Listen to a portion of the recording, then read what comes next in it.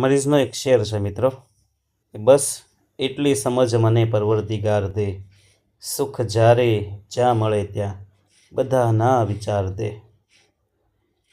બસ મને જે થોડુંક સુખ મળ્યું છે નોકરી કે જોબનું, એ સુખ તમને પણ મળે એવા અહીંથી મારા પ્રયત્ન રહેશે. બરાબર, ચાલો આપણે જોઈએ આજે સમાજશાસ્ત્ર ધોરણ 11 ચેપ્ટર 6 ભારતની મૂળભૂત સામાજિક સંસ્થાઓ. હવે નામ એવા ગુણ છે જેમાં આપણે વર્ગ કહીએ, કુટુંબ કહીએ, સમુદાય કહીએ, ધર્મ, આ બધી એક જાતની આપણી સંસ્થાઓ છે.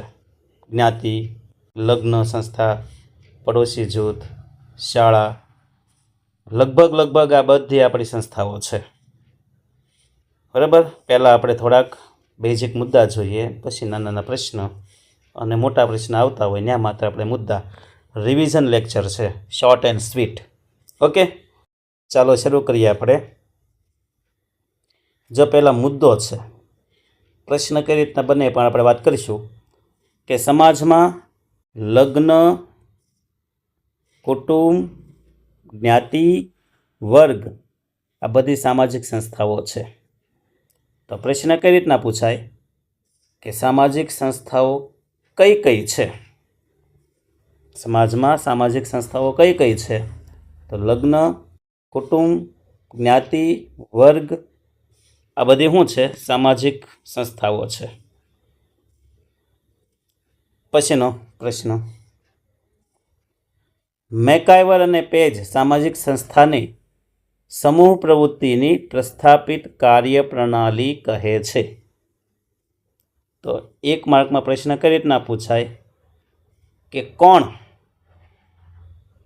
સામાજિક સંસ્થાને સમૂહ પ્રવૃત્તિની સામાજિક કાર્યપ્રણાલી કહે છે? તો એ આવશે મેકાયવર અને પેજ. સમૂહ પ્રવૃત્તિની પ્રસ્થાપિત કાર્યપ્રણાલી તરીકે કોણ ઓળખે છે? તો આવશે મેકાયવર અને પેજ. હવે સામાજિક સંસ્થાના લક્ષણો આપણે જોવાના છે. તો જોઈએ આપણે સામાજિક સંસ્થાના લક્ષણોમાં પહેલું છે કે વલણ અને વર્તનની ઢબ. સામાજિક સંસ્થા હોય ને તો ચોક્કસ વલણ હોય અને ચોક્કસ પ્રકારનું વર્તન, ટેવ હોય, ઢબ હોય, પદ્ધતિ હોય. બીજું, સાંસ્કૃતિક પ્રતીક હોય. કોઈ પણ સામાજિક સંસ્થા હોય એને શું હોય? પ્રતીક હોય છે. ત્રીજું, સામાજિક સંસ્થા હોય ને સાધન સગવડ હોય, એના વિકાસના, ચિત્રના, સંગીતના કંઈક માધ્યમ હોય છે. ચોથું, વર્તનના ધોરણો હોય છે. સામાજિક સંસ્થા હોય એટલે વર્તનના ધોરણ એટલે શું? કાયદા, કાનૂન, નીતિ, નિયમ. અને પાંચમું છે લક્ષણ, સામાજિક સંસ્થાનું લક્ષણમાં પાંચમું છે વિચારસરણી. સામાજિક સંસ્થા હોય એટલે ચોક્કસ વિચારસરણી હોય. એમાં જેટલા હોય ને બધાને વિચાર હરખાતું હોય. તો આ થઈ ગયા લક્ષણો. ફરી વખત જોઈએ કે સામાજિક સંસ્થાના 5 લક્ષણ છે. એક, વલણ અને વર્તનની ઢબ. બીજું, સાંસ્કૃતિક પ્રતીકો. ત્રીજું, સાધન સગવડ. ચોથું, વર્તનના ધોરણ. અને પાંચમું, વિચારસરણી. પછી જોઈએ આપણે ઓગબોર્નના મતે કુટુંબ એ બાળકોવાળા કે બાળકો વગરના પતિ પત્નીનું બનેલું અમુક અંશે લાંબા ગાળાનું જૂથ. જો ઓગબોર્ને કોની વ્યાખ્યા આપી છે? તો ઓગબોર્ને જે વ્યાખ્યા આપી ને કુટુંબની વ્યાખ્યા આપી. કોની આપી? કુટુંબ કોને કહેવાય? તો બાળકોવાળા કે બાળકો વગરના માતા પિતાનું બનેલું અમુક અંશે એમ લાંબા ગાળાનું જે જૂથ હોય ને એને કુટુંબ કહેવાય. એટલે માતા પિતા તો હોવા જ જોઈએ અને અમુક સમય સુધી, લાંબો સમય સુધી રહેવા જોઈએ તો કુટુંબ કહેવાય, નહીતર નહીં. ઓગબોર્નના મતે જેમ સામાજિક સંસ્થાના લક્ષણ છે ને એમ કુટુંબના લક્ષણ છે. જેમ કે પહેલું લક્ષણ, કુટુંબના લક્ષણો છે ને 5 છે. પહેલું લક્ષણ મહિલા અને પુરુષ વચ્ચે જાતિ સંબંધ હોય, સેક્સના સંબંધ હોય છે. બીજું, લગ્ન પ્રથા હોય, કુટુંબ હોય ત્યાં લગ્ન પ્રથા ચોક્કસ હોય. ત્રીજું, કુટુંબ હોય ને ત્યાં સહનિવાસ હોય, બધા સાથે રહેતા હોય. ચોથું, કુટુંબ હોય એટલે વંશાવલી હોય, વારસો હોય. અને પાંચમું, કુટુંબ હોય ત્યાં આર્થિક સહભાગીપણું હોય. કુટુંબમાં પતિ પત્ની, દીકરા દીકરી, આ બધાને એનો લાભ તો મળે જ તે પૈસાનો. ભલે રળવાવાળો એક હોય પણ ફાયદો તો બધાને થાય, હક તો બધાનો લાગે. આ કુટુંબ કહેવાય. પછી જોઈએ આપણે કુટુંબના પ્રકારો. 4 રીતે પ્રકાર પડે હો. કુટુંબના પ્રકાર છે ને મિત્રો 4 રીતે પડે છે. એક વંશને આધાર પ્રકાર પડે, સત્તાને આધારે, સ્થાનને આધારે, સહનિવાસને આધારે. કુટુંબના પ્રકારો છે ને કેટલી રીતે પડે છે? 4 રીતે. એમાં જોઈએ આપણે વંશને આધારે કેટલા પ્રકાર પડે, તો વંશને આધારે 2, માતૃવંશી, પિતૃવંશી. સત્તાને આધારે માતૃસત્તાક, પિતૃસત્તાક. સ્થાનને આધારે માતૃસ્થાનીય, પિતૃસ્થાનીય. સહનિવાસને આધારે સંયુક્ત કુટુંબ, વિભક્ત કુટુંબ. તો આ થઈ ગયા મિત્રો કુટુંબના પ્રકાર: વંશ, સત્તા, સ્થાન, સહનિવાસ. આ 4ને આધારે પાછા 2 પ્રકાર: વંશને આધારે માતૃવંશી, પિતૃવંશી. સત્તાને આધારે માતૃસત્તાક, પિતૃસત્તાક. સ્થાનને આધારે માતૃસ્થાનીય, પિતૃસ્થાનીય. સહનિવાસને આધારે તો કે સંયુક્ત અને વિભક્ત કુટુંબ.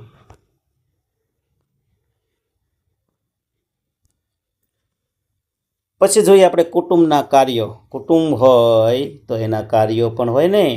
કુટુંબના કાર્યો તો કુટુંબના 5 કાર્ય છે. કુટુંબનું જૈવિક કાર્ય, કુટુંબનું મનોવૈજ્ઞાનિક કાર્ય, કુટુંબનું આર્થિક કાર્ય, કુટુંબનું સામાજિક કાર્ય, કુટુંબનું સાંસ્કૃતિક કાર્ય. ફરીવાર, કુટુંબ હોય ને તેના કાર્ય હોય, જેમ કે કુટુંબનું જૈવિક કાર્ય, કુટુંબનું મનોવૈજ્ઞાનિક, કુટુંબનું આર્થિક, સામાજિક કાર્ય, સાંસ્કૃતિક કાર્ય. આવા 5 કાર્ય છે કુટુંબના છે.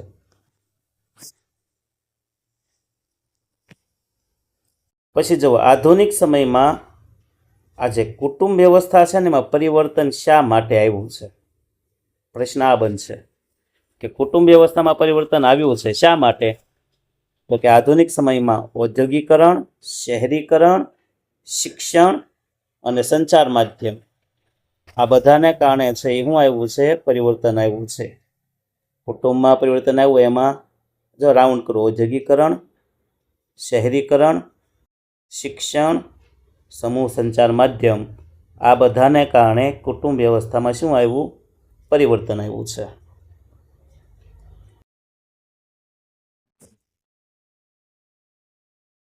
પછી જોઈએ આપણે કુટુંબ સંસ્થામાં આવેલા પરિવર્તનો. જો કુટુંબમાં પરિવર્તન આવ્યું કઈ રીતના? તો કે ઉદ્યોગ, શહેરીકરણ, શિક્ષણ, સંચાર માધ્યમ. પણ શું પરિવર્તન આવ્યું? કોના કારણે ને? હવે શું પરિવર્તન આવ્યું? તો મિત્રો યાદ રાખજો, શું પરિવર્તન આવ્યું ને? પહેલું તો છે કુટુંબનું કદ નાનું બનતું જાય. બરાબર ને? કુટુંબ કેવું બનતી જાય? નાનું.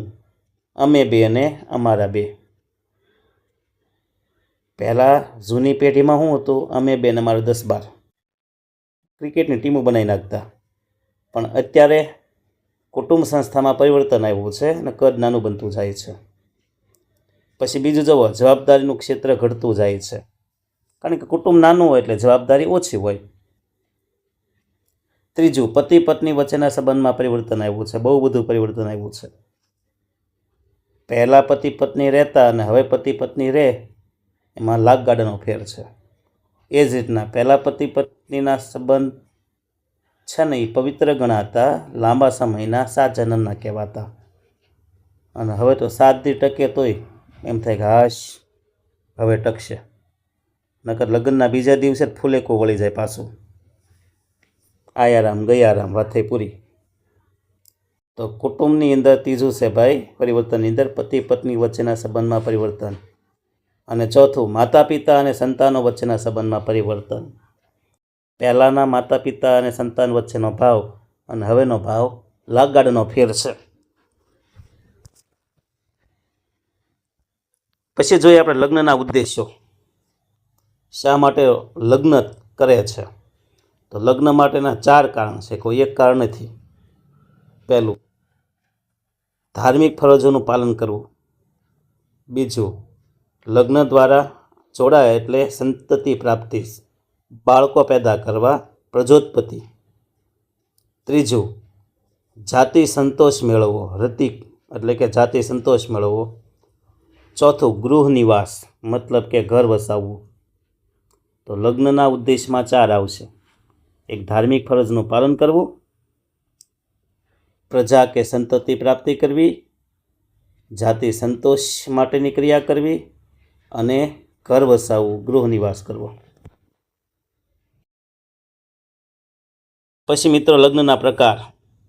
તો લગ્નના તો આ મુખ્ય 2 પ્રકાર છે, એક સાથી અને બહુ સાથી. એમાં એક સાથી હોય તો ક્યાં કંઈ તકલીફ છે, પણ બહુ સાથી હોય ને તો પાછા એમાંય 2 પ્રકાર પડે. બહુ પત્ની હોય,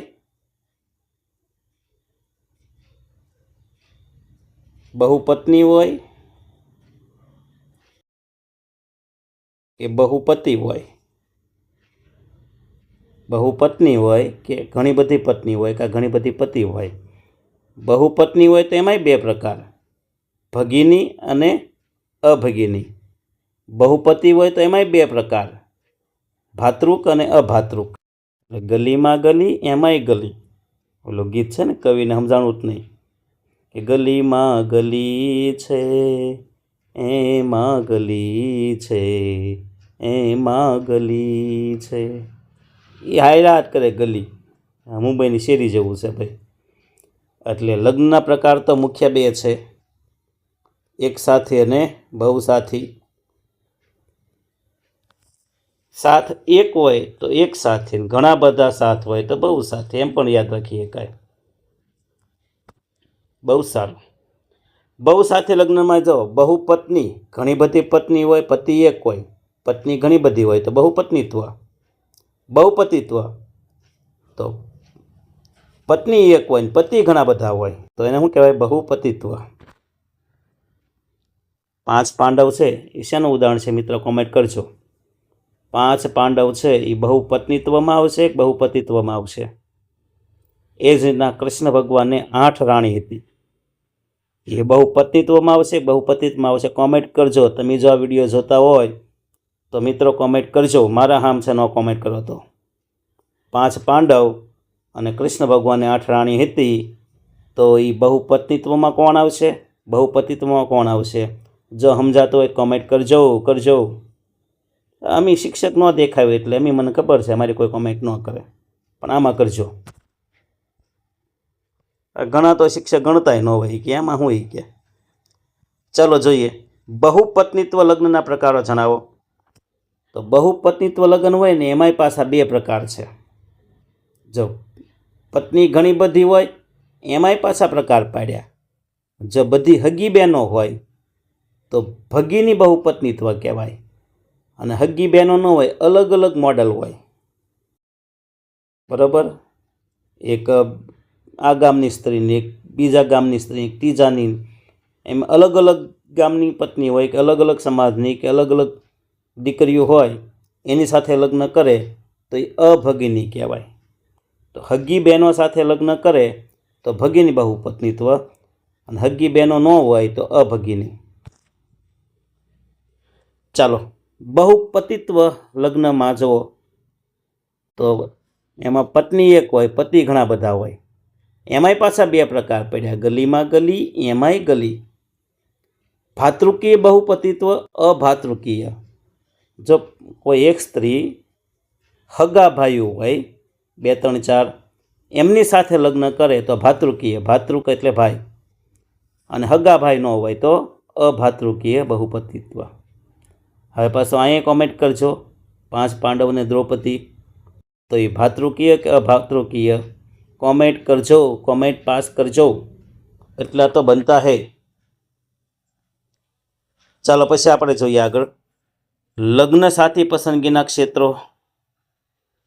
તો લગ્ન સાથી પસંદગીના ક્ષેત્રો છે ને 5 છે. આંતરલગ્ન, બહિર્લગ્ન, સમલોમ, અનુલોમ અને પ્રતિલોમ. પોતાના જ વર્તુળમાં લગ્ન કરવાના હોય આંતરલગ્ન કહેવાય. વર્તુળની બહાર લગ્ન કરવાના બહિર્લગ્ન કહેવાય. પછી સમલોમ કોને કહેવાય? પોતાની જ્ઞાતિના લેવલ પ્રમાણે લગ્ન કરે તો સમલોમ કહેવાય. અનુલોમ કોને કહેવાય? ઉચ્ચ જ્ઞાતિનો પુરુષ નિમ્ન જ્ઞાતિ સાથે લગ્ન કરે તો અનુલોમ કહેવાય. પ્રતિલોમ કોને કહેવાય? તો ઉચ્ચ જ્ઞાતિની સ્ત્રી નિમ્ન જ્ઞાતિના પુરુષ સાથે લગ્ન કરે તો પ્રતિલોમ કહેવાય. પછી લગ્ન સાથી પસંદગીમાં અગ્રતા સૂચક ધોરણો કયા? તો 3 છે મિત્રો. કુલીનશાહી, દિયરવટુ, જેઠવટુ, સાળીવટુ અને પિતરાઈ લગ્ન. કુલીનશાહી એટલે હું? દીકરીને સારા કુળમાં, ઊંચા કુળમાં પરણાવી અને કુલીનશાહી કહેવાય. દિયરવટુ એટલે હું? પતિ મરી ગયો હોય તો એમના નાના ભાઈ જે દેર કહેવાય ને એમની સાથે લગ્ન કરે દિયરવટુ. પણ પતિ મરી ગયો હોય અને મોટા ભાઈ સાથે લગ્ન કરે, જે મરનાર હોય એના પતિના મોટો ભાઈ જેઠ કહેવાય ને એમની સાથે લગ્ન કરે તો જેઠવટુ. પત્ની મરી ગઈ હોય એની બેન જે સાળી કહેવાય ને એની સાથે લગ્ન કરે તો સાળીવટુ કહેવાય. પછી પિતરાઈ લગ્ન, કાકા દાદા મામા માસી બરાબર એની અંદર લગ્ન થતા હોય ને પિતરાઈ લગ્ન કહેવાય. પછી જોઈએ આપણે લગ્ન સંસ્થામાં આવેલા પરિવર્તનો. તો લગ્ન સંસ્થામાં બહુ બધા પરિવર્તન આવ્યા છે. પહેલું, લગ્નનું ધાર્મિક પાસું જ નબળું પડતું જાય છે હવે. બીજું, હિન્દુ લગ્નમાં વિકસતું કરારી સ્વરૂપ હવે કરાર આધારિત થઈ ગયા છે. ત્રીજું, લગ્ન વય ઊંચી આવતી જાય છે. પહેલાં જે 15-16 વર્ષે ઢોલ ઢીબી નાખતા એમ નહીં, હવે લોકો 21 વર્ષ 25 વર્ષે લગ્ન કરે છે. ચોથું, લગ્ન સાથેની પસંદગીના ધોરણોમાં પરિવર્તન આવ્યું છે. પહેલાં ગોળદાદા પસંદ કરતા, પછી માતા પિતા પસંદ કરવા જતા અને હવે તો ખુદ ગબ્બર ઉડન ખટોલા. પાંચમું, આંતરજ્ઞાતિ લગ્ન શક્ય બન્યા છે. લગ્ન સંસ્થામાં પરિવર્તન આવ્યું, બીજી જ્ઞાતિમાં પણ હવે લગ્ન શક્ય બન્યા છે. બહુપતિ કે પત્ની લગ્ન ગેરકાયદેસર બન્યા છે. પહેલાં એવું હતું કે ઘણી બધી પત્ની કે પતિ રાખી શકાતા, પણ હવે ગેરકાયદેસર બની ગયું છે. સ્વપસંદગીના લગ્નનું પ્રાધાન્ય વધ્યું છે. હવે તો સ્વયંવર સુને છે, મતલબ કે જાતે જ તે સ્ત્રી પુરુષ પસંદ કરે છે. અને આઠમું, છૂટાછેડાને કાનૂની માન્યતા, કે ન ગમતું હોય, ઘર ન ચાલે એમ હોય તો બંનેએ કાગળિયા કરીને છૂટા. તો આ પરિવર્તન આવી ગયા. પહેલાં શું હતું જૂના સમયમાં? ફરજિયાત ઘર હાંકવાનું, તે 2 માણસને ભળે કે ન ભળે. પણ હવે એવું નથી. તું તારા ઘરે હું મારા ઘરે, ખા ખોજા બત્તી બુજા ઇન્ટુકલે પિન્ટુકલે. ચાલો જોઈએ પછી જ્ઞાતિના લક્ષણો. ઓલા હતા લગ્નના, હવે જ્ઞાતિ. તો જ્ઞાતિની વાત આવે એટલે પહેલું લક્ષણ, હિન્દુ સમાજ છે ને એ જુદા જુદા ખંડમાં વિભાજન છે. કારણ કે જ્ઞાતિની વાત આવે ને હિન્દુ થાવ છે મોટા ભાગે. જ્ઞાતિ હોય તો કોટિક્રમ હોય, ઊંચો દરજ્જો નીચો દરજ્જો એમ. ત્રીજું, ખાનપાન ને સામાજિક વ્યવહાર હોય, કે ઉચ્ચ જ્ઞાતિ હોય તો એને ઘીવાળો ખોરાક ખાવાનો, દૂધવાળો. નિમ્ન જ્ઞાતિ હોય તો એને કાચું ભોજન લેવાનું, પાકું ભોજન નહીં લેવાનું. કારણ કે અમુકને શિંગડા હોય ને અમુક પૂછડા હોય, એવો કરે ભેદભાવ હશે તો આવું હોય ને. તો ખાનપાન અને સામાજિક વ્યવહાર અંગેના પ્રતિબંધો જ્ઞાતિ હોય ને આવું હોય. ચોથું, વિભિન્ન જ્ઞાતિઓની નાગરિક તથા ધાર્મિક અસમર્થતાઓ અને વિશેષાધિકાર. અમુક જ્ઞાતિના વિશેષ અધિકાર હોય છે. વ્યવસાયની પસંદગી પર અંકુશ. મોચી હોય તો એની જ કામ કરવાનું, લુહારને એનું કામ કરવાનું, એને અન્ય વ્યવસાયમાં નહીં જવાનું. બરાબર છે. વિધિ તો કે બ્રાહ્મણ જ કરાવે, બીજા કોઈ નહીં. તો આ રીતના વ્યવસાયની પસંદગીમાં થોડાક કંટ્રોલ હતો. પછી લગ્ન પરના પ્રતિબંધો. એક જ્ઞાતિ બીજી જ્ઞાતિમાં લગ્ન કરી શકે નહીં. તો આ થઈ વાત જ્ઞાતિના લક્ષણોની.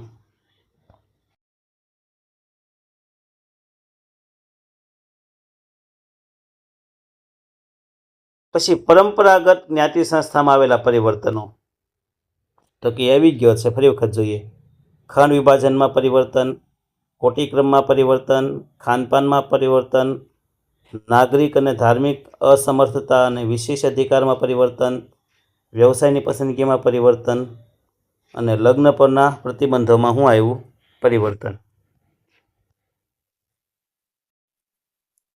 પછી જુઓ, સામાજિક વર્ગના લક્ષણો જણાવો. વર્ગ હોય તો કેટલા લક્ષણો હોય? 7 લક્ષણો હોય. પહેલું, વર્ગ સભાનતા. બીજું, ઊંચ નીચનો સ્વીકાર, મતલબ કે ઉચ્ચ વર્ગમાં નિમ્ન વર્ગમાં ખબર હોય. સમાન સામાજિક દરજ્જો હોય. સામાજિક વર્ગ હોય ને અંતરલગ્ન હોય.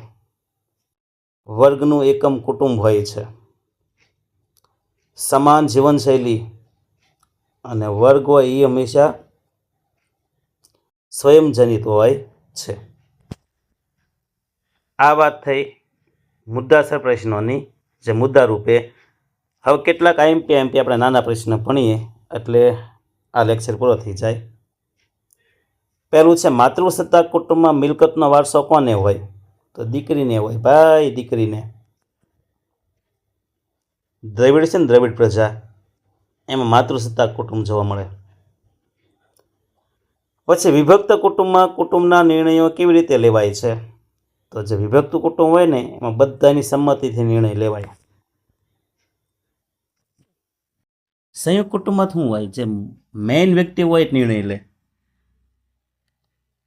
પછી સ્પેશિયલ મેરેજ એક્ટ ક્યારે ઘડાયો? 1954માં. સામાજિક સંસ્થાને સમૂહ પ્રવૃત્તિની પ્રસ્થાપિત કાર્યપ્રણાલી, આવું કોણે કીધું? સમૂહ પ્રવૃત્તિની પ્રસ્થાપિત કાર્યપ્રણાલી એટલે સામાજિક સંસ્થા, આવું કહેનાર મેકાઈવર અને પેજ. કોના મતે સામાજિક સંસ્થા અમુક વિશિષ્ટ પ્રકારના સામાજિક સંબંધોને લાગુ પડતી ધોરણાત્મક ઢબ છે? તો જોન્સનના મતે.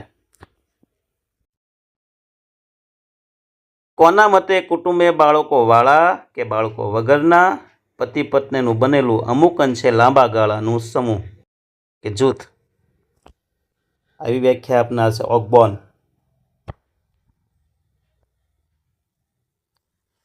પછી કયા ધર્મમાં લગ્નનો મુખ્ય ઉદ્દેશ ધાર્મિક ફરજોનું પાલન કરવું છે? તો હિન્દુ ધર્મમાં. કયા લગ્ન પ્રકારમાં મહિલા અથવા પુરુષ એક સમય એક પુરુષ અથવા એક મહિલા સાથે લગ્ન કરે? બંને એક એટલે એક સાથે. કયા લગ્ન પ્રકારમાં મહિલાને એક સાથે એકથી વધુ પતિ હોય છે? વધુ પતિ તો પતિત્વ એટલે બહુપતિત્વ.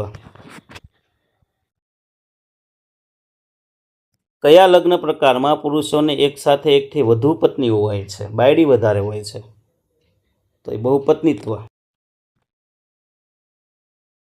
સમાજમાં ઉચ્ચ ગણાતી જ્ઞાતિનો પુરુષ નિમ્ન જ્ઞાતિની સ્ત્રી સાથે લગ્ન કરે તો એને શું કહેવાય? ઉચ્ચ જ્ઞાતિનો પુરુષ નિમ્ન સાથે પરણે તો એને અનુલોમ લગ્ન કહેવાય. કેવા કહેવાય? અનુલોમ.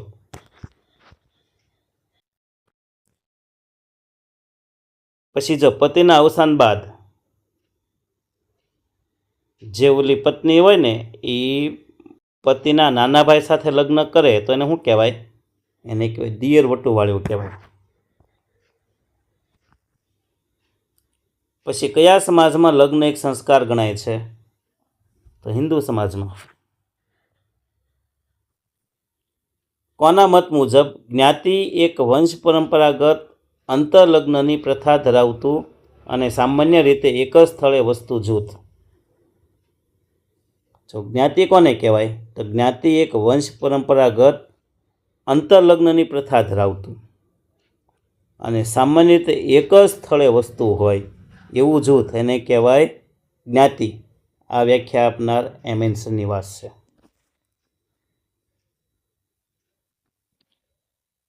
કોઈ ઉતાવળ નથી, શાંતિથી સાંભળો. ન સમજાય તો અમુક વ્યાખ્યા મુદ્દા 2 વાર સાંભળો. ઉતાવળ ના કરશો. એક વારમાં તો ગમે એવો વ્યક્તિ હોય એને ક્યારેય સમજાશે નહીં. આ તો નહીં, વિશ્વનો કોઈ પણ ટૉપિક લઈ લો, બરાબર? એટલે કોઈ ટેન્શન ન લેતા આવડી જશે.